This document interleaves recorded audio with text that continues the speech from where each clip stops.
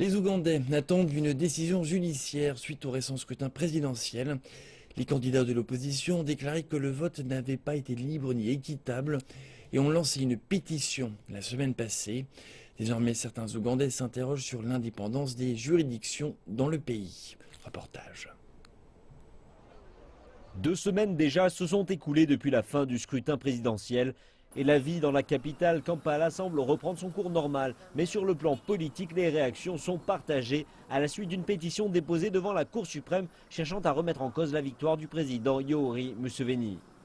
Il y a un peu d'espoir sur le plan judiciaire à en juger ce qu'il s'est passé lors des élections de 2006 quand l'opposition avait déposé une pétition similaire et le parti au pouvoir l'avait quand même emportée.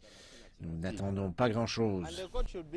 La justice doit faire son travail équitablement. Elle ne doit pas prendre en compte le fait qu'il s'agisse du gouvernement ou de l'opposition, mais tous les Ougandais doivent pouvoir exprimer leurs droits devant la justice. Et pour les partisans du président Museveni, ils espèrent une victoire judiciaire.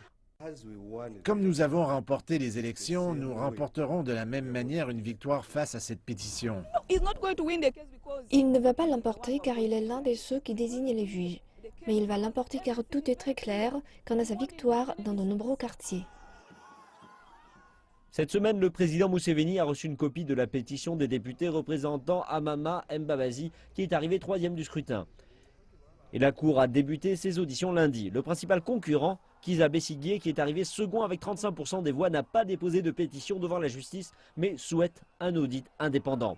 Les observateurs de l'Union africaine ont indiqué que les élections en Ouganda ont été largement pacifiques, mais leurs homologues européens déclarent que les élections ont été menées dans une atmosphère intimidante.